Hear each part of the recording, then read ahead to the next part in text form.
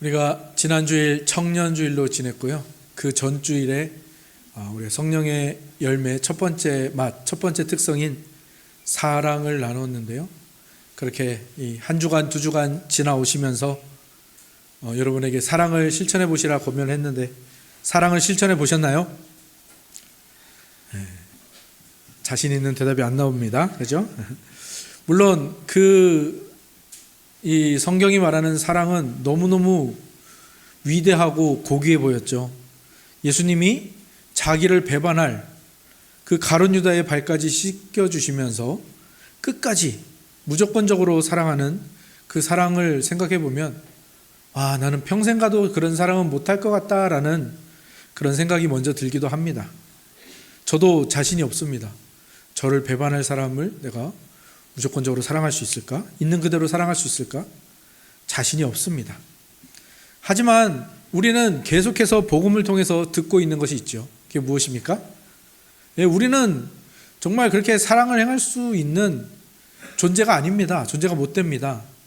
정말 우리는 우리가 생각한 것보다 훨씬 더 심각하고 더럽고 가능성 없는 죄인임이 분명하지요. 복음이 그것을 우리에게 선포합니다. 근데 복음이 거기서 끝나는 게 아니죠. 복음은 뭐라고 말합니까? 그런 우리가 죄인인데 사랑받은 죄인이라고 말한단 말이죠. 우리가 감히 바라고 원한 것보다 훨씬 더 놀랍고 고귀하고 충만한 사랑을 받았다라는 것이죠. 그러니까 그 사랑을 내가 받았다라는 것을 확신하기 때문에 우리는 사랑을 시도하는 겁니다. 또 우리에게 사랑을 주신 분이 우리를 그냥 이 땅에만 두시는 것이 아니라 우리를 영원한 생명으로 데려가실 것을 우리는 소망하기 때문에 그 하나님에 대한 믿음과 그 영원한 삶으로 데려가실 그 소망을 가지고 우리는 이것 두 가지의 힘을 가지고 이 사랑을 계속해서 시도하는 거죠. 이게 지난주에 말씀드렸던 사랑의 삼중주죠. 믿음과 소망이 우리를 사랑으로 이끌어간다라는 것. 믿음과 소망을 가지고 사랑을 실천해 보자는 것이 지난주에 우리가 함께 나눈 말씀이었고요. 이 일은요, 우리가 해야 되는 일임과 동시에 할 수 있는 일입니다. 그리고 우리가 반드시 힘써야 하는 일입니다. 그 길로 나아가시는 저와 여러분들이 다 되시기를 주님의 이름으로 축원합니다. 아멘. 그런데 이렇게 사랑을 행하려다 보면요, 우리에게는 기우라고 하죠. 기우. 쓸데없는 걱정이 찾아옵니다. 어떤 걱정이 찾아올까요? 내가 그렇게 사랑을 시도했는데 그 상대방 쪽에서 반응이 없으면 내가 금방 포기하지 않을까? 내가 금방 나가 떨어지지는 않을까? 그런 걱정을 하는 것이죠. 또 믿음과 소망이 우리를 사랑으로 나가게 한다고 했는데 나는 믿음도 약한 것 같고 소망도 희미한 것 같은데 그러면 나는 사랑을 행할 힘이 없는 건 아닌가? 이런 제가 말씀드렸죠. 쓸모없는 걱정, 쓸데없는 걱정을 우리가 한단 말입니다. 근데 하나님은, 예수님은 우리가 그런 쓸데없는 걱정을 하는 존재라는 것을 잘 아세요. 그래서 어떻게 하십니까? 이 성령의 열매의 두 번째 특징이 뭐냐면 희락, 기쁨인 거예요. 왜? 그 성령의 열매의 첫 번째 특성이 뭐라고요? 사랑. 근데 이 사랑을 하는데 우리가 힘이 떨어질까 봐 걱정을 하잖아요. 그러니까 그 힘을 주시는 거예요. 뭘로? 기쁨으로 주시는 거예요. 기쁨으로 이 사랑을 행할 수 있도록 그렇게 하는 거죠. 그래서 이 기쁨을 가지고 이 첫 번째 특성인 사랑을 이렇게 힘을 받도록 하는 것이 바로 예수님께서 우리에게 주신 이 성령의 열매의 정체인 거죠. 그리고 그것은 오늘 성경 낭송 때 읽었던 이 요한복음 16장에 잘 나타납니다. 성경의 많은 곳에서 기쁨을 얘기를 합니다. 아까 묵도 때 읽었던 빌립보서는 기쁨의 서신이라고 불릴 정도로 기쁨에 대해서 계속해서 이야기를 하고요. 로마서에서도 그렇고 오늘 본문 데살로니가전서 5장 16절도 항상 기뻐하라. 그리고 그 기쁨이란 말이 굉장히 많이 자주 나오는 곳이 바로 또 오늘 성경 낭송 때 읽었던 요한복음 16장입니다. 이 16장에서 예수님이 기쁨을 계속해서 말씀하고 계시는데 사실 그 말씀을 듣고 있던 이 제자들의 현실은 도무지 기뻐할 수 없는 현실이었습니다. 제자들은요, 곧 무엇을 당하게 되어 있냐면 예수님을 빼앗기고 예수님이 돌아가시고 예수님을 보지 못하게 될 그 바로 앞에 있는 현실이란 말이죠. 그런데 예수님께서 그 제자들에게 계속해서 그런 얘기를 하셨어요. 나는 대제사장들에게 잡혀가서 십자가에 못 박혀 죽을 것이다. 그것을 항상 말씀하셨어요. 순환 예고라고 하죠. 근데 이 순환 예고를 하시면 항상 또 뭘 말씀하셨냐면은 부활하실 것에 대한 약속을 또 하셨단 말이에요. 그러니까 예수님이 이제 십자가에 죽으면 너희가 보지 못할 것이다. 근데 내가 부활하여 다시 너희에게 보이고 너희의 기쁨이 될 것이다 라고 말씀하시는 거죠. 그리고 그 뒤에도 똑같습니다. 예수님께서 부활하신 예수님이 이제 내가 아버지께로 가야 한다라고 말씀하세요. 그럼 또 제자들은 또 내가 기쁨을 빼앗기는 거 아닌가? 근데 예수님이 또 말씀하신 거죠. 아니다. 너희들이 기쁨을 빼앗기는 게 아니라 내가 가야 아버지께서 보혜사 성령님을 너희에게 보내주시는데 그 보혜사 성령님이 하는 일이 바로 너희와 나를 만나게 하고 너희를 나에게로 이끌고 그리고 너희와 나를 연합하게 만든다. 그러니까 성령님이 오셔야 너희들이 이 진정한 기쁨을 누리게 된단다라고 말씀하시는 것. 그것들이 담겨져 있는 것이 바로 이 요한복음 16장의 말씀인 거죠. 그래서 제가 이 한 주간 이 기쁨에 대한 말씀들을 많이 찾아봤는데요. 그 중에서 이 요한복음 16장이 저에게는 굉장히 큰 감동이 되었습니다. 왜? 우리가 예수님을 다시 만나게 될 때, 성령님이 우리에게 오셨을 때, 그렇게 우리에게 예수님이 다시 보여지고 그게 우리 마음의 기쁨이 되고 그 기쁨이 빼앗을 자가 없다고 선언하셨는데요. 그것 때문에 감동이 된 게 아니라 제가 감동이 된 이유는 무엇인가 하면요. 바로 그것들을 기쁨을 주실 것이고 회복시킬 것이고 빼앗길 자가 없다라는 그 말 속에 내가 해야 될 것이 하나도 없다라는 것, 내가 갖춰야 할 조건이 하나도 없다라는 것, 저는 거기에서 큰 감동을 받았습니다. 내가 너에게 성령을 보내주기 전까지 너희가 예배를 빠지지 않아야 기쁠 것이다. 너희가 전도를 많이 해야 기쁠 것이다. 너희가 선행을 많이 해야 기쁠 것이다. 너희가 어떤 조건을 갖춰야 기쁠 것이다 라고 하지 않으셨다라는 겁니다. 무조건적으로 너희들은 기쁨을 가지게 될 것이고 그 기쁨을 빼앗을 자가 없다라는 겁니다. 이게 저에게 한 주간의 위로의 말씀이 되었습니다. 그리스도인은요, 기쁨을 피할 수 있는 존재가 아닙니다. 기쁨이 없는 것이 이상한 존재인 거죠. 그리고 그 기쁨이 나에게 찾아오는 데 있어서 나에게 조건이 없다라는 것. 내가 잘 살아서 기쁨을 주시는 게 아니라, 내가 괜찮은 사람이어서 기쁨을 주시는 게 아니라, 뭘 잘 해내서 말을 잘 들어서 기쁨을 주시는 게 아니라, 우리 그리스도인들의 특징이 기쁨이라는 것, 우리는 무조건적으로 그것을 가지게 되어 있다라는 것, 저는 이 사실이 너무 감사했습니다. 그리고 감격스럽더라고요. 그리고 그 이면에 반성이 따라오는 거죠. 왜 반성이 따라오죠? 요즘 선전을 보면 그런 선전을 많이 하잖아요. 이 좋은 물건이 있는데요, 이거 사고 후회했어요. 왜 후회하죠? 진작 살 걸 후회했다고. 그것처럼 이 예수 그리스도로부터 우리가 기쁨을 받는 것이 너무 당연하고 그리스도인의 특징이라는 것을 알게 되니까 이것을 왜 진작 하지 못했는지 그런 반성을 많이 하게 되더라고요. 예배를 그동안 안 드린 게 아닌데, 계속 드려왔는데, 기도도 계속 해왔는데, 성경을 읽고 연구를 했는데, 복음을 깊이 파고들었다고 생각을 했는데, 거룩한 행위, 경건한 행위를 이것저것을 많이 했었는데 왜 나는 그때 기쁨을 누리지 못했을까? 왜 나는 기쁘지 않은 마음으로 그것들을 했을까? 그리고 왜 잠시 기뻤던 것은 기억이 나는데 왜 그 기쁨이 이어지지 않았지? 이런 반성과 이런 되돌아봄이 저에게 있었다라는 것이죠. 여러분들은 어떠신가요? 여러분은 그리스도인이죠? 그럼 여러분의 특징은 기쁨입니다. 그 초대교회 시대 때 왜 많은 그 이방인들이 그리스도교로 개종을 했는지 아십니까? 네, 그리스도인들이 고난을 당하고 박해를 당하는데 그럼에도 불구하고 기뻐하고 있는 걸 보고요, 이상하게 생각하다가 궁금해하다가 개종한 사람들이 그렇게 많다고 하죠. 그런데 그게 우리의 특징인데 여러분들 어떻습니까? 기뻐하고 계신가요? 여러분에게 기쁨이 있습니까? 기쁨이 지속되고 있고 날마다 그 기쁨이 커져가고 있나요? 아니죠. 저는 잘 누리지 못했던 것 같아요. 그리고 그는 저만의 이야기는 아닌 것 같아요. 우리 모두가 기쁨을 누리지 못할 때가 훨씬 많은 것 같습니다. 그럼 왜 그렇죠?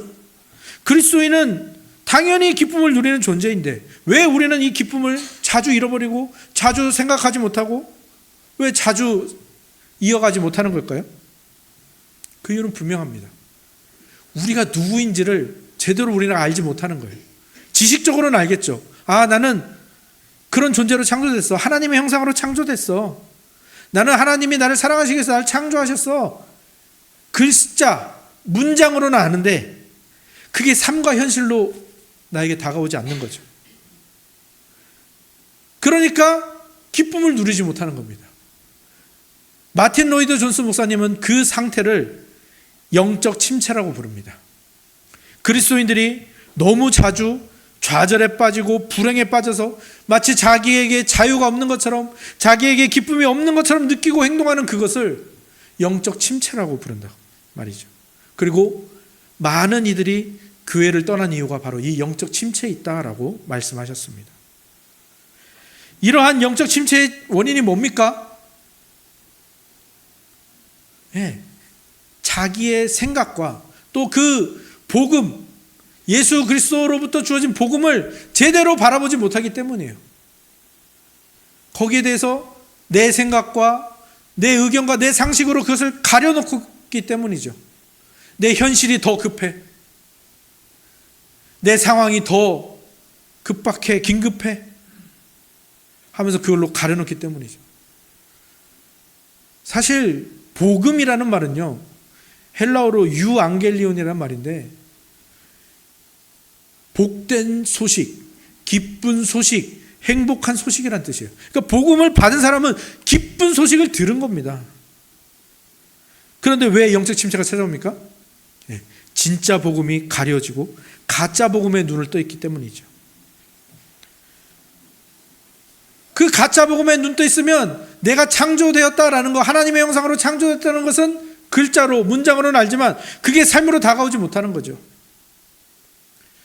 하나님의 형상으로 창조되었다라는 것은 어떤 의미가 있습니까? 우리가 이제 오후 예배 때 이제 창세기를 다뤄갈 거니까 거기에서 나오겠죠. 사람의 창조를 다룰 때. 하나님의 형상으로 창조되었다라는 것은 여러 가지 의미가 있을 겁니다. 하나님의 그 성품 중에서 어떤 부분을 받고 닮아가는 것. 그뿐만 아니라 우리에게 그 하나님이 기뻐하시는, 주고자 하시는 것들이 이런 모양이다라는 것을 이 하나님의 형상으로, 그리고 하나님을 찾을 수밖에 없다라는 여러 가지 그 이유들이 있을 겁니다. 하나님의 형상으로 창조됐다는 의미. 근데 그 중에서 한 가지를 우리가 깨달아야 되는데 뭐냐면, 하나님의 형상으로 창조되었다라는 것은요, 이 사람이라는 존재는 오직 하나님으로만 채워지는 존재라는 거예요. 다른 걸로는 절대 채워질 수가 없는 존재라는 뜻입니다. 그 중에서 삼위일체 하나님 중에서도 예수 그리스도로만 채워지는 존재로 창조되었다. 이게 바로 하나님의 형상으로 창조되었다라는 뜻입니다. 그러니까 이거를 우리가 알아야 돼요. 그러니까 우리가 왜 기쁨을 못 누립니까? 예수님이 아닌 다른 것들로 채우려고 하니까. 예수님으로만 채워질 수 있는 존재인데 다른 걸로 채우려고 하니까 기뻐할 수가 없고 기쁨을 잃어버리게 되는 겁니다. 그게 영적 침체의 모습이죠. 그리고 예수님으로 채우지 않은 그 자리, 예수님을 채워야 되는데 예수님을 채우지 않은 그 빈자리에 보통 우리가 뭘 채울까요? 자기 중심성, 자기 욕심, 이런 것들을 채우죠. 이거는 반드시 가짜 복음으로, 율법주의로 갈 수밖에 없는 거고요. 또 뭘 채울까요? 세상 사람들이 복이다 말하는 거. 세상 사람들이 복이라 말하는 게 뭡니까? 세상의 성공, 재물, 권력, 이런 것들로 채우려고 노력을 하죠. 근데 그걸로 채울 수가 없다니까요. 우리 인간은 세상의 것들은 우리의 존재를 채울 수가 없습니다. 그리고 세상의 것들로 채우면 어떤 일이 일어날까요? 금방 이런 일이 일어납니다. 야, 너는 얼마나 채웠니? 저 사람은 저렇게 많이 채웠네? 뭘 하는 거죠? 비교를 하게 돼요. 비교하면 결과가 두 가지밖에 없다고 했죠. 뭐와 뭡니까? 비참해지거나 교만해지거나. 그러니까 비교하니까 어떻게 됩니까? 많은 사람은 우월감으로 무시를 하고, 없는 사람은 나는 없네, 비참하네, 좌절하고, 교만과 좌절, 비참과 교만, 이거에 반복되는 삶을 살 수밖에 없죠. 그러니까 기쁨이 들어올 틈이 없죠. 또 한 가지 우리가 기쁨을 누리지 못하는 이유는 무엇인가 하면요, 이 기쁨이 우리에게 주어지는 건데 우리가 그걸 만들려고 한단 말이에요. 그러니까 이 기쁨은 결과인데 이걸 우리가 목적으로 가져간단 말이에요. 이래서 기쁨을 누리지 못하는 거죠. 조금 전에 말씀드린 것처럼 그리스도인이라면 예수님으로 인해서 당연하게 기쁨을 누려야 한단 말이에요. 그런데 영적 침체에 빠져서 기쁨을 누리지 못하는 사람들이 많잖아요. 이 사람들이 조바심을 내는 거예요. 왜? 성경에서는 기뻐하라고 했으니까. 오늘 본문에서도 항상 기뻐하라고 했으니까. 왜 근데 나는 안 기쁘지? 어떻게 해야 기쁠 수 있지? 기쁘려고 애를 쓰는 거예요. 기쁨이 목적이 돼버린 거예요. 기쁨을 만들어내야 되는 거예요. 기쁨을 짜내야 되는 거예요. 그러니까 안 기쁘죠. 무언가를 얻는 데는요, 크게 두 가지 방법이 있죠. 무언가를 얻을 때 첫 번째 방법은 뭡니까? 그걸 구해서 채우는 거죠. 근데 이 방법은 한계가 있잖아요. 아까도 말했죠. 비교하게 된단 말이에요.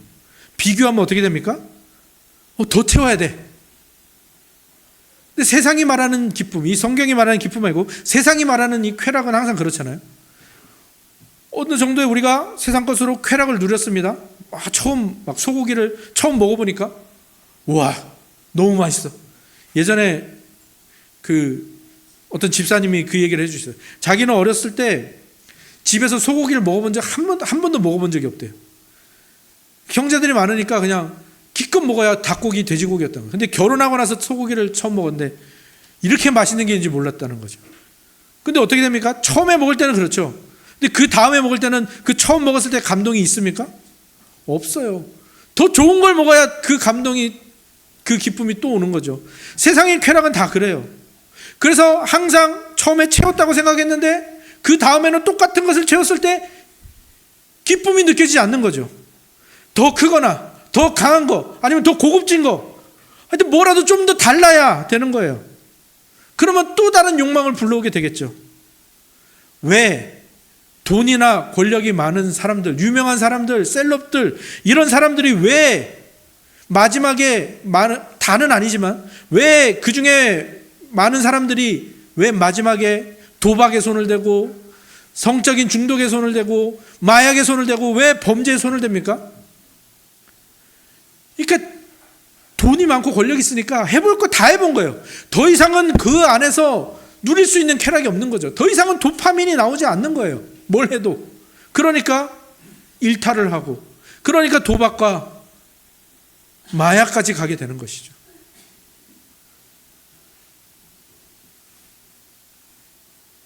쾌락은요, 그렇게 자극 찾다가 망하는 것이 쾌락이죠. 세상의 쾌락. 근데 사탄이 우리에게 말하는 것이 바로 이겁니다. 성경이 항상 기뻐하라 했을 때, 그래, 기쁨을 채워야지. 뭘로 채울까? 이러다 보면 사탄의 유혹에 홀랑 넘어가 버린다라는 겁니다. 뭘 해라. 그리스도인은 당연히 기쁨이 주어지는 건데 그 기쁨을 스스로 얻으려고 하고 만들어내려고 하고 채우려고 하니까, 기쁨 자체가 목적이 되니까 결과와 목적이 바뀌어버리니까 영적인 침체에 빠질 수밖에 없는 거죠. 무언가를 얻는 두 번째 방법이 있습니다. 그것은 바로 버리고 비우는 거죠. 이거는 일반 심리학자들도 말하는 거예요. 뭘 채워서 얻는 방법은요, 한계가 있고 이렇게 그 다음은 더 큰 걸 채워야 되는 그 부작용이 있다라는 것이고요. 그런데 뭔가를 버리거나 비워서 얻는 것이 있잖아요. 그것은요, 아무리 작은 것을 얻어도요, 마치 덤으로 얻은 것처럼 느껴져서 거기에 대한 만족감과 성취감이 굉장히 오래 간다라는 것이죠. 세상 사람들도 알고 있는 진리입니다. 그래서 사람들이 어떻게 합니까? 그래서 산이나 오지로 가는 거예요. 왜 세상 종교들이 왜 깊은 산골로 오지로 들어갑니까? 왜 수도원이나 그런 산사로 들어갑니까? 비우는 거예요. 비울 때 행복하다는 것을 그 사람도 어렴풋이 알고 있는 거죠.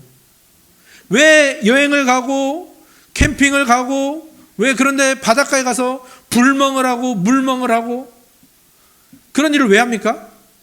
비우는 겁니다. 생각을 비우고. 그 비우니까 뭔가 거기에서 소소한 행복이 생겨나고 뭔가를 덤으로 얻은 것 같고, 이거는 뭐 그 다음에 뭐 더 큰 걸 채워야 된다는 것이 없으니까, 물론 그렇게 가는 사람도 있겠죠. 끝간데 없이 가는 사람은 끝간데 없이 가니까요. 그런데 그것들을 아는 거예요. 아, 뭔가를 내려놓으니까, 뭔가를 비우니까, 생각을 비우니까 마음이 평안해지네, 조그만 기쁨이 생기네. 그들도 아는 거예요. 이 비운다는 건 뭡니까? 뭔가를 하지 않는 게 아니라 집착하던 거를 잠깐 놓는 거죠. 자신을 내어놓는 것을 말하는 거예요. 근데 이거는 세상적인 이야기들이고요. 이것의 궁극적인 결정체가 뭡니까? 자신을 비우는 것의 결정체가 예수 그리스도께서 우리를 위해서 하신 일이죠. 그게 복음이잖아요. 영원 무한 불변하신 하나님이신 예수님께서 우리를 사랑하셔서 어떤 일을 행하신 겁니까? 자신을 비우셨어요. 자신의 모든 권세와 영광과 능력을 다 내려놓으셨어요. 그리고 사람의 몸을 입고 이 땅에 오시는 겁니다. 그러면 예수님이 그렇게 다 비우니까 예수님은 아무것도 없는 채로 이 땅에 오신 겁니까? 아니죠. 자기를 다 비우고 자신의 것을 다 내려놨더니 어떤 일이 벌어졌냐면, 예수님 안에 하늘의 힘이 가득하고 하늘의 평안과 기쁨이 가득하고 모두에게 나눠줄 수 있는 그 기쁨과 생명이 가득하더라라는 거죠. 예수님이 이것을 보여주신 거예요. 예수님이 왜 굳이 사람의 몸을 입고 이 땅에 오셨어요? 우리에게 보여주시는 겁니다. 이게 바로 채우는 거다. 이게 바로 기뻐하는 대로 가는 거다. 내가 한 것을 보아라. 너희도 이렇게 했으면 좋겠다. 그리고 우리가 그 예수님의 그 본을 따라 예수님처럼 내려놓고 비우잖아요. 그럼 어떤 일이 일어날까요? 우리가 내려놔야 되는 건 뭡니까? 우리가 비워야 되는 건 뭡니까? 우리 마음 속에 있는, 우리 존재 속에 있는 그 주인 자리죠. 그 주인 자리를 우리가 비웁니다. 원래는 내가 거기에 앉아가지고 내 삶을 다 컨트롤하려고 했었는데 비우는 거예요. 거기서 내려오는 거죠. 거기를 예수님께 내어드리는 거죠. 성령님께 내어드리는 거죠. 그럼 어떻게 됩니까? 성령 하나님이 우리의 안을 예수 그리스도로 가득 채워주시는 거예요. 그분이 우리를 얼마나 사랑하시는지를, 그리고 그분이 우리에게 베푼 그 사랑을 포기하지 않는다는 것을 알려주시는 거죠. 그 사랑받은 자라는 기쁨이 거기에서 채워져 가는 겁니다. 비워야 채워진다는 것을 꼭 기억하시기 바랍니다. 그리고 이 세상의 기쁨은 비워서 채워지는 기쁨이 있을 거예요. 하지만 그것도 오래 가지는 않죠. 그리고 그렇게 막 마음을 비우고 막 불멍, 뭐 물멍, 별명 뭐 다 있죠. 요즘 뭘 멍하니 바라보는 걸 다 멍을 붙여가지고 그 비우는 것을 많이 하는데요. 생각해 보십시오. 거기에서 얻어지는 기쁨은요, 금방 사라질 수 있습니다. 생각해 보세요. 막 그 모닥불을 바라보면서 불멍을 합니다. 그러면서 마음의 평안을 얻었어요. 기쁨도 생겨나요. 근데 거기서 갑자기 모닥불에서 불꽃이 하나 탁 튀어가지고 손등에 딱 떨어졌어요. 그래가지고 손등이 엄청 뜨겁게 되었어요. 그러면 그 순간 어떻게 될까요? 그 얻었던 기쁨, 그 평안, 금세 사라져 버리겠죠. 이게 세상의 기쁨입니다. 그런데 예수님에게 사랑받는다라는 이 기쁨은 환경의 지배를 받지 않습니다. 성령님께서 우리에게 주시는 이 기쁨은요, 슬픔과 애통과 고통과 함께 갈 수 있는 고통이에요. 왜 그리스도인들이, 왜 기독교인들이 장례식에서 슬퍼하면서도 동시에 그렇게 밝게 웃을 수 있습니까? 왜 소망을 가질 수 있습니까? 예수님이 주시는 기쁨은 죽음도 같이 갈 수 있고요, 고통과 애통과 함께 갈 수 있기 때문입니다. 팔복에도 나오지 않습니까? 애통하는 자는 복이 있나니. 그렇죠? 이걸 우리가 만들어낼 수 있을까요? 없습니다. 세상이 줄 수 있을까요? 결코 줄 수 없습니다. 이것은 오직 우리의 마음에 그 왕자를 비우고 거기에 성령 하나님이 예수님께서 오셨을 때만 우리가 얻을 수 있는 기쁨이라는 것. 그리고 이게 그리스도인이라면 누구에게나 주어진 기쁨이라는 것을 기억하셔야 합니다. 오늘 성경 낭송 때 읽었던 요한복음 16장에서 또 하나 굉장히 저에게 크게 다가온 것은 이 기쁨을 해산하는 여인에게 비유했다라는 것이 참 좋은 비유라고 저는 생각합니다. 여자가 해산하게 되면 그때가 이르렀으므로 근심하나 아기를 낳으면 세상에 사람 난 기쁨으로 말미암아 그 고통을 다시 기억하지 아니하느니라. 좀 전에 우리 찬열이 보면서 축복기도 했었죠. 찬열이 보면서 느끼는 게 뭐냐면 아이를 낳아보신 분들은 다 아실 거예요. 이 해산할 때의 고통이 얼마나 큽니까? 특히 우리 여성분들 참 그 고통스러운 일을 잘 견디셨어요. 그런데 그 고통이 정말 고통스럽습니다. 이 출산하는 고통 남성들은 알 수 없을 정도로 고통스럽다고 합니다. 그런데 그 고통스러운 일을 왜 어머니들이 또 반복을 할까요? 사랑스러운 아이가 태어나서 고통스럽지만 자기 품에 딱 안기는 순간 그 모든 고통을 다 잃어버리게 되잖아요. 그러니까 아이를 또 낳는 거죠. 그리고 아이를 낳는 것을 조금은 두렵지만 소망을 가지고 낳는 것 아니겠습니까? 농부들이 하는 것도 그렇지 않습니까? 왜 농부들이 자신의 잠을 줄여가며 꼭두 새벽부터 일어나서 또 떼약볕에서 또 비바람이 치는 그 굳은 날씨에도 왜 그 작물들을 돌보며 왜 그 굳은 일을 합니까? 알거든요. 그 추수할 때의 그 열매와 수확의 기쁨이 그 고통을 이기게 한다는 것을 알기 때문입니다. 우리가 왜 기쁨을 잃어버렸습니까? 예수님이 주시는 그 기쁨이 그런 확실한 기쁨이라는 것을 잃어버렸기 때문입니다. 그러니까 우리가 그 기쁨을 다시 한번 어떻게 찾을 수가 있습니까? 예수님이 주시는 기쁨은 고통과 슬픔도 이길 수 있는, 내 모든 문제와 내 모든 환경을 이길 수 있는 기쁨이구나. 이것을 다시 한번 여러분들이 되새기시고 또 계속해서 체험해 나가셔야 됩니다. 그리고 그것이 어떻게 약속되어 있는지 그것을 보여주는 것이 바로 오늘 우리가 읽으신 본문의 말씀입니다. 우리 본문 말씀 잘 아시죠? 데살로니가전서 5장 16절부터 시작하는데, 어렸을 때부터 이 구절을 너무 많이 들었습니다. 성경 퀴즈로도 많이 외웠죠. 성경에서 가장 짧은 절은 어디입니까? 바로 오늘 읽은 데살로니가전서 5장 16절이죠. 6글자, 항상 기뻐하라. 거기에 뭐가 덧붙여져 있습니까? 쉬지 말고 기도하라, 범사에 감사하라. 너무나도 유명한 구절, 너무나도 다 알고 있는 구절, 외우지 않아도 머릿속에 이미 들어있는 이 구절인데, 문제는 뭡니까? 우리가 이것을 잘못 해석하고 잘못 적용하고 있다는 거죠. 많은 사람들이 항상 기뻐하라, 쉬지 말고 기도하라, 범사에 감사하라, 이 성경 구절을 하나님의 명령으로 생각을 합니다. 하나님이 마치 우리를 지켜보시면서 너 왜 기뻐 안 해? 너 왜 기도 안 해? 너 왜 감사 안 해? 이런 식으로 우리가 생각한다는 거예요. 아니요.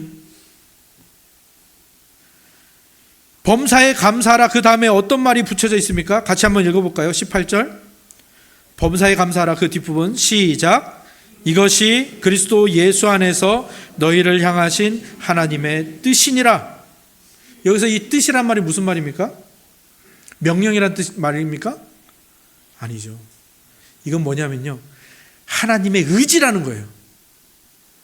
하나님의 맹세라는 거예요. 그러면 거기에서 다시 항상 기뻐하라는 16절로 가면 이 말씀이 이제 어떻게 들립니까? 하나님은 나를 항상 기뻐하는 자로 만드시고야 말겠다는 의지를 보이신 거구나. 하나님은 내가 쉬지 말고 기도해도 다 들으시겠다는 맹세를 나에게 주신 거구나. 하나님은 내가 모든 일 모든 때에 감사할 수 있도록 만드시겠다는 약속을 하신 거구나. 오늘 이 구절을 이렇게 보셔야 되는 거죠. 그리고 이것을 어떤 식으로 이루신다고요? 어디에서 약속하셨다고요? 그리스도 예수 안에서. 그리스도 예수 안에서 이 약속을 주셨다라는 거예요. 그럼 뭡니까? 여러분은 예수 그리스도를 받으셨습니까? 안 받으셨습니까? 받았죠. 여러분의 구주로 고백을 하고 있죠. 그렇다면 뭡니까? 이 약속은 이미 우리 안에 있는 겁니다. 이미 우리에게 이루어진 겁니다. 우리는 항상 항상 기뻐할 수 있는 사람이고요. 쉬지 않고 기도해도 하나님이 그 기도를 다 들으시는 존재고요. 우리는 그 안에서 기뻐하면서 매일매일 모든 일에 감사를 발견할 줄 아는 사람들이라는 겁니다. 우리가 앞서서 성령의 열매 나누면서 이 성령의 열매가 예수님의 성품이라는 것, 그리고 그 성령의 열매가 예수님 그 자체라는 거 우리가 함께 나누었잖아요. 그 말이 바로 그것입니다. 우리가 그렇게 창조되었다라는 거예요. 예수님이 아니면 열매를 맺을 수 없고요. 예수님이 아니면 만족할 수 없고요. 예수님이 아니면 행복할 수 없는 존재로 창조되었다라는 겁니다. 예수님 외에 다른 것으로는 절대 채워지지 않는다라는 거예요. 예수님이 제자들에게 뭐라고 말씀하시냐면 내가 너희와 함께 할 것이다. 이게 얼마나 놀라운 사랑의 말씀인지를 한번 깊이 생각해 보시기 바랍니다. 예수님의 의지와 약속과 맹세가 들어있는 거예요. 뭡니까? 내가 너희들의 갈망을 영원히 채울 거야. 내가 너희들에게 영원한 기쁨을 줄 거야. 그리고 그 기쁨을 아무도 빼앗지 못하게 할 거야. 너희들은 그러니까 항상 기뻐할 수 있는 존재야 라고 말씀을 하시고 맹세하고 계시는 겁니다. 그리고 그 예수님의 뜻, 그 예수님의 의지, 그 예수님의 맹세가 바로 오늘 우리가 함께 나눌 이 성찬, 예수님이 차려주신 식사인 이 성찬에 담겨 있는 겁니다. 예수님이 왜 이 성찬이라는 식사를 우리에게 허락하셨습니까? 자기 자신의 몸과 자기 자신의 피로 이것을 채워주시면서 차려주시면서 우리에게 말씀하시는 거예요. 나는 너희들을 이런 존재로 만들었어. 나 아니면 만족할 수 없는 존재. 나 아니면 배 골아서 죽을 수밖에 없는 존재. 나 아니면 기뻐할 수 없는 존재. 내가 오늘 너희에게 나의 몸을 뗀 떡과 나의 피를 흘린 잔을 너희에게 줄 거야. 너희들은 나로 채워지고 나로 충만해져서 기쁨을 누리는 존재로 살아가게 될 거야. 나를 먹어라. 나를 마셔라. 나로 채워라. 너희들의 그 기쁨을 아무도 빼앗지 못할 것이다. 잠시 후에 이 성찬에 참여하실 때 여러분이 예수님으로 채워지고 그 예수님이 여러분 안에 기쁨으로 가득 충만하게 채워지는 그 아름다운 경험들을 하시기를 주님의 이름으로 축원합니다. 우리가 예수 그리스도로 말미암아 항상 기쁨을 누리면요, 우리는 반드시 감사하게 되어 있습니다. 모든 일에 감사를 발견하게 되어 있죠. 그것을 여러분들에게 조금 더 도와주기 위해서 우리가 2025년 감사일기를 쓰는 일을 하는 겁니다.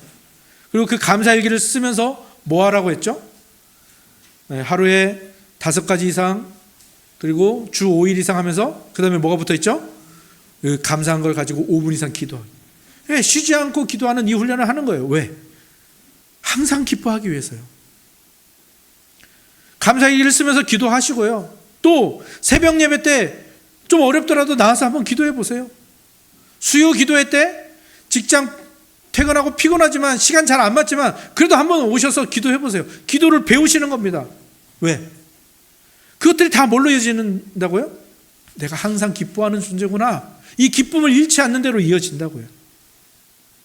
가정에서 있는 자리에서 기도하십시오. 출퇴근하는 그 차 속에서 기도하십시오. 하나님은요, 가장 선한 응답으로 그 기도에 응답하실 겁니다. 가장 선한 응답이 뭡니까? 여러분을 항상 기뻐하는 자로 만드시겠다는 거죠. 그 기쁨을 잃지 않는 자로, 빼앗기지 않는 자로 만드시겠다는 거죠. 아니, 이미 만드셨다는 것을 알게 하시는 거죠. 왜 우리는 기쁨을 잃지 않고 기쁨을 빼앗기지 않습니까? 그것은 예수님이 우리에게 주신 사랑은요, 무한하신 것이기 때문이에요. 시간이 좀 갔지만 여러분, 무한의 아파트라는 그 수학의 이야기를 여러분이 아시는지 모르겠어요. 무한한 방이 있는 아파트가 있습니다. 호텔이라고 해도 좋아요. 무한한 방이 있는 아파트에 무한한 사람들이 거기에 묵고 있습니다. 그런데 여기에서 그 다음날 아침에 무한한 사람이 나갔습니다. 그러면 이 아파트에는 몇 명이 남아 있을까요? 몇 명이 남아 있습니까? 네, 무한의 사람들이 남아 있는 거예요. 무한은 그런 겁니다. 무한의 사랑은요, 하나님이 우리에게 주신 무한의 사랑은요, 우리가 죄를 짓거나 우리가 실패한다거나 그래서 잃어버리는 게 아닙니다. 내가 죄를 지으면 나를 향한 예수님의 사랑이 갑자기 100이었는데 뚜뚜뚜뚜 줄어가지고 50, 40, 경고합니다. 25%밖에 안 남았습니다. 배터리처럼. 그렇게 되는 게 아니란 말이에요. 우리가 실패한다고 해서 그 사랑이 줄어들지 않고요, 우리가 실수한다고 해서 그 사랑이 작아지지 않는다라는 거예요. 오히려 더 커져갑니다. 무한이니까요. 영원 무한 불변하신 사랑이니까요. 무한에서 무한을 빼면 0이 아니죠. 무한에서 무한을 빼도 0이고요. 무한에 무한을 더해도 무한입니다. 예수님의 사랑에 여러분의 실패와 실수와 죄악을 아무리 갖다 대봐도 절대 0에 가까워지지 않습니다. 그런 일은 영원히 일어나지 않는다라는 거. 그래서 우리가 기쁜 겁니다. 그래서 우리가 사랑으로 나아갈 수가 있는 거예요. 근데 사람과 세상은 반대죠. 어떻습니까? 사람과 세상은 너 실수했어?